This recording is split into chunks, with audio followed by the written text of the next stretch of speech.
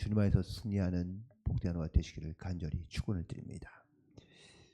사람이 살다 보면 낙심할 때가 있습니다. 낙심하는 이유가 뭘까? 왜 우리가 언제 주로 낙심하는가? 가만히 보면 낙심하는 이유 중에 하나가 내 뜻대로 되지 않는 경우가 많기 때문에 그렇습니다.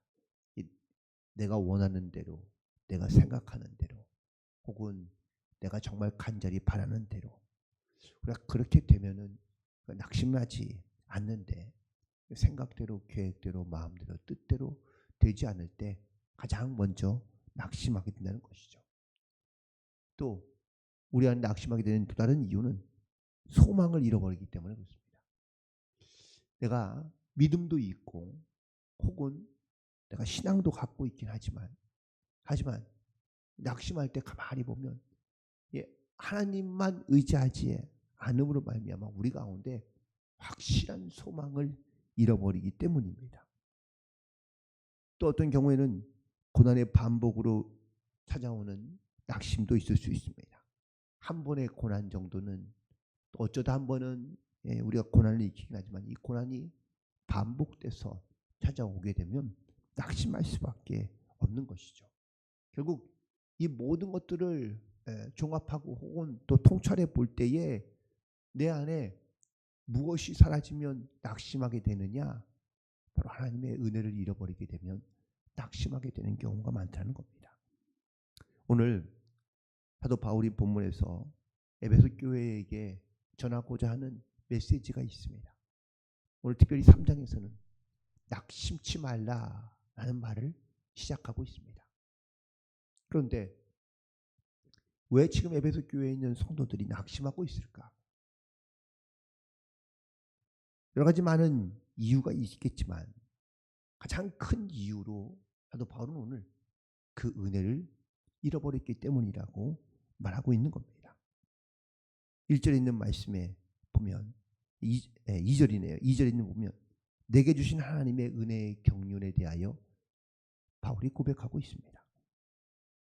또 8절에 보니까 이 은혜를 주신 것은 이라고 이야기하고 있습니다. 지금 바울이 감옥에 갇혀 있는 상태입니다. 무엇 때문에? 왜 감옥에 갇혀 있죠? 복음을 전하다가 감옥에 갇혀 있는 겁니다. 1절에 그렇게 선포하고 있지 않습니까? 너희 이방인을 위하여 갇힌 자 된 나 바울. 분명 복음을 전하며 또 하나님을 증거하다가 감옥에 갇혀 있는 상황 가운데서도 바울은 낙심하지 않고 있다라는 겁니다. 낙심하지 않는 이유에 대해서는 좀 더 말씀을 드리겠지만 그 낙심하지 않는 이런 이유 중에 하나는 하나님의 은혜를 잃어버리지 않고 있기 때문이라고 말하고 있는 것이죠. 그래서 2절에 하나님의 은혜의 경륜을 너희가 들었을 터이나 라고 이야기합니다. 여기서 말하는 경륜이란 뭘까요? 이걸 헬라어로 말하면 무거운 짐을 맡겼다라는 뜻입니다. 하나님께서 바울에게 은혜의 짐을 맡겼습니다. 그 은혜의 짐은 복음을 전하는 것. 그래서 그가 1절에서 이렇게 얘기하고 있죠. 그리스도 예수의 일로 갇혀 있다라고 말하고 있습니다. 예수님의 일이 뭡니까? 복음 전하는 일입니다. 예수님에 맡겨주신 그 무거운 짐은 바로 사명, 자기의 본분 사명을 감당하는 겁니다. 복음을 전하다가 또한 복음 때문에 받는 고난, 물론 이 고난이 있긴 하지만 바울이 낙심하지 않는 이유는 바로 이렇듯 하나님의 은혜 속에 살고 있기 때문에 그는 낙심하지 않는다라고 말하고 있는 겁니다. 두 번째 오늘 말씀 가운데 보니까 하나님의 비밀을 깨달았기 때문이라고 고백하고 있습니다. 4절에 보면 내가 그리스도의 비밀을 깨달은 것을 너희가 알 수 있다라고 전하고 있습니다. 그리스도의 비밀이란 뭡니까? 그가 깨달은 그리스도의 비밀은 과연 무엇일까요? 그것은 바로 첫 번째는 내가 하나님과 함께 있다. 성령님이 나와 동행하신다. 라는 이 믿음의 고백으로부터 출발하게 되는 줄로 믿습니다. 우리가 나 혼자 나의 힘으로만 우리가 이 세상을 살아가는 것이 아니라 성령이 말할 수 없는 탄식으로 우리 가운데 하나님 도우시고 또한 동행하시고 역사하여 주시는 줄 믿습니다. 이 비밀을 아는 자, 이 비밀을 가지고 살아가는 자, 그가 바로 이 세상 가운데 낙심하지 않고 살아가는 성도의 모습인 줄로 믿습니다. 그렇다면 이 그리스도의 비밀, 이 비밀 가운데 중요한 깨달음은 무엇이냐? 그건 바로 내가 하나님의 상속자가 되었다라는 고백입니다. 그런데 유대인들이 사실 이 고백을 가지고 지금까지 살아왔는데 이제는 유대인에게만 주신 약속과 비밀이 아니라 모두가 함께 상속자가 되었다라는 사실을 말하고 있습니다. 6절에 있는 말씀에 보면 그리스도 예수 안에서 함께 상속자가 됐다라고 말하고 있습니다. 이방인이든 유대인이든 그가 갖고 있는 어떤 현실이나 문제나 아니면 많은 어떤 조건에 따라서 구원을 얻는 것이 하나님의 상속자가 되는 것이 아니라 하나님을 믿기만 하면 이 그리스도의 비밀을 가진 자가 되면 그리스도 예수 안에서 함께 상속자가 된다는 사실을 바울이 선포하고 있다는 사실입니다. 또한 두 번째는 바로 함께 지체가 된다라고 말하고 있습니다. 앞서 2장에서 우리는 다 한 몸으로 연결되어 있는 지체와 같다고 말하고 있습니다. 하나님 안에서 한 형제, 한 자매라는 말은 한 지체이다라는 뜻입니다. 한 가족, 한 몸이 되었다라는 말씀인데 결국 우리가 하나님의 상속자가 되는 것만이 목적이 아니라 함께 지체가 되어 가는 것, 한 몸을 이루어 가는 것이 이것이 하나님께서 우리 가운데 주신 비밀을 깨닫고 살아가는 성도의 모습인 줄로 믿습니다. 그리고 세 번째는 함께 참여하는 자가 된다라는 겁니다. 참여한다라는 말씀은 바로 순종하는 자, 동참하는 자를 의미하고 있습니다. 하나님의 말씀대로 하나님의 영광을 위하여 함께 동참하는 자,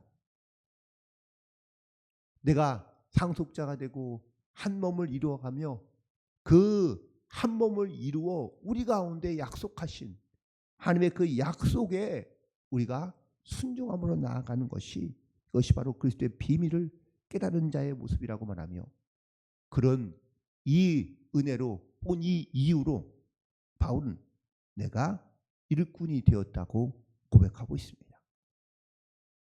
하나님의 은혜와 능력이 나와 함께할 때 내가 주님의 일꾼, 복음의 일꾼, 그리고 말씀의 일꾼으로 사명을 감당하며 나아갈 수 있는 줄로 믿습니다. 그러나 우리가 아무리 이 말씀을 의지하고 나아갈다 할지라도 사실 낙심할 수밖에 없는 상황들이 많이 있는데 사도 바울은 오늘 본문에서 그러니까 낙심하지 않는 이유에 대하여 오늘 본문 8절부터 선포하고 있는 것을 볼 수 있는데 바로 그것은 측량할 수 없는 그리스도의 풍성함을 나에게 주셨기 때문이라고 고백하고 있습니다. 바울은 하나님께서 나에게 주신 은혜가 물론 그 은혜를 가지고 그가 복음을 전하며 하나님의 또한 사명자로서 일꾼으로서 살아가는데 하나님의 은혜가 측량할 수 없을 만큼 나에게 너무나 큰 은혜를 주시고 있다라는 이 믿음의 고백 때문에 그는 낙심할 수 없다라고 말하고 있는 겁니다. 여러분 나에게 주신 하나님의 은혜가 얼마나 크시다고 고백합니까? 정말 그 하나님의 은혜는 무엇과도 비교할 수 없을 만큼 큰 은혜, 그 그리스도의 풍성함, 넉넉함, 충만함. 바울은 이걸 전하는 기쁨, 이걸 전하는 사명을 갖고 있었기 때문에 그는 낙심할 수 없다라고 고백하고 있는 겁니다. 또한 두 번째는 영원부터 만물을 창조하신 하나님의 감추었던 비밀의 경륜을 내게 알려주셨기 때문이라고 말하고 있습니다. 앞서 그리스도의 비밀과 비슷한 말이겠죠. 하나님의 그 놀라운 은혜, 감추었던 그 비밀의 무거운 것들, 그런 힘 있는 것들을 하나님께서 나에게 알게 해주시니 이 비밀을 갖고 있는데, 또 이 비밀을 알고 있는데 내가 어찌 낙심할 수 있겠느냐라고 말하고 있는 겁니다. 또한 10절 말씀에 보면 하나님의 각종 지혜를 알게 하셨기 때문이라고 고백하고 있습니다. 하나님께서 우리에게 사명만 주시고 하나님께서 그냥 나에게 어떤 비밀만 말게 해주시는 것이 아니라 하나님께서 나에게 지혜를 주시고 그 지혜로 말미암아 세상의 이치를 깨달아갈 수 있는 그러한 지혜를 주신 것에 대하여 바울은 감사하고 있고 또한 고백하고 있는 것을 보게 됩니다. 또한 네 번째는 그리스도 예수 안에서 예정하신 뜻대로 우리 가운데 역사하시기 때문에 낙심할 이유가 없다라고 말하는 겁니다.